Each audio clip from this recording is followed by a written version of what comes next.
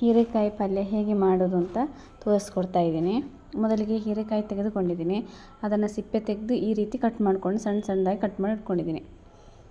Tomato, ಹಸಿಮೆಣಸಿನ್ಕಾಯಿ, ನೀರುಳ್ಳಿ ಇಷ್ಟು ಮೂರನ್ನು ಕಟ್ ಮಾಡಿ ಇಟ್ಕೊಂಡಿದ್ದೀನಿ. ಮೊದಲಿಗೆ ಒಂದು ಬಾಣಲೆಗೆ ಸ್ವಲ್ಪ ಎಣ್ಣೆ ಹಾಕಿ ಅದಕ್ಕೆ ಸಾಸಿವೆ, ಕರಿಬೇವು,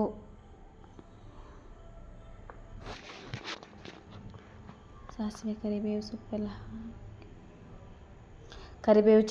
ಸಾಸಿವೆ ಚಟಪಟ ಅಷ್ಟರಲ್ಲಿ ಕರಿಬೇವು ಹಾಕಬೇಕು.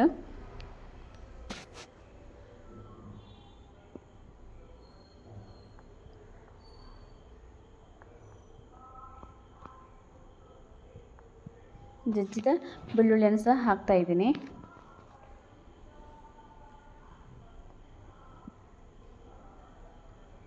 ನಾವು ಎಣ್ಣೆ ಸ್ವಲ್ಪ ಕಮ್ಮಿ ಯೂಸ್ ಮಾಡುವಂಥದ್ದು.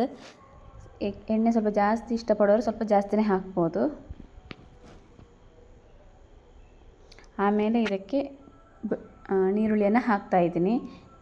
ಈರುಳ್ಳಿ ಸ್ವಲ್ಪ ಕೆಂಪು ಬಣ್ಣ ಬರುವವರೆಗೂ ಸೌಟಲ್ಲಿ ಬಾಡಿಸ್ತಾ ಇದ್ದೀನಿ. ಆಮೇಲೆ ಇದಕ್ಕೆ ಟೊಮೆಟೊವನ್ನು ಹಾಕ್ತಾ ಇದ್ದೀನಿ.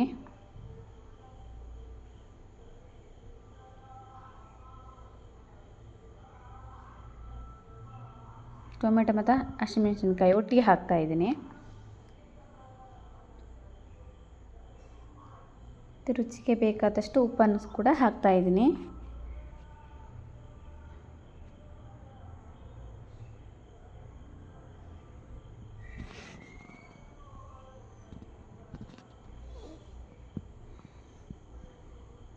ಒಂದು 2-3 ನಿಮಿಷ ಆದ ಮೇಲೆ ಕಟ್ ಮಾಡಿಕೊಂಡಿರುವಂತಹ ಹೀರೆಕಾಯನ್ನು ತೊಳೆದು ಹಾಕ್ತಾ ಇದ್ದೀನಿ.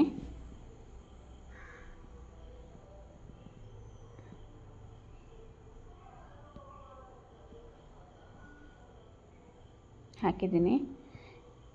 ಸೌಂಟ್ನಲ್ಲಿ 2-3 ಸರಿ ಆಚೀಚೆ ಅದಕ್ಕೆ ಸ್ವಲ್ಪ ಬೆಲ್ಲವನ್ನು ಹಾಕ್ತಾ ಇದ್ದೀನಿ. ಅದಾದ ಮೇಲೆ ಒಂದು 5 ನಿಮಿಷ ಆದ ಮೇಲೆ ಸ್ವಲ್ಪ ಬಂದ ತಕ್ಷಣ ಅದಕ್ಕೆ ಕಾಯಿ ತುರಿಯನ್ನು ಸ್ವಲ್ಪ ಹಾಕಿ ಬಾಡಿಸ್ತೀನಿ.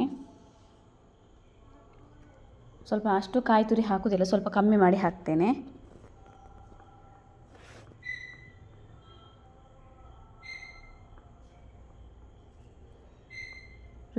ಉಪ್ಪು ಸರಿ ಇದೆಯೋ ಇಲ್ಲ ಅಂತ ನೋಡಿಕೊಂಡು ಉಪ್ಪು ಬೇಕಾದಷ್ಟು ಹಾಕಿಕೊಂಡ್ರೆ ಆಯಿತು.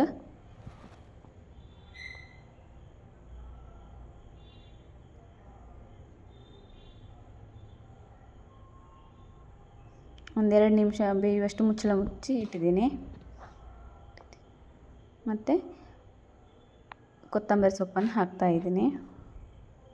ಕೊತ್ತಂಬರಿ ಸೊಪ್ಪು ಹಾಕಿದ್ದೀನಿ. ಹೀರೆಕಾಯಿ ಪಲ್ಯ ರೆಡಿ ಆಯಿತು.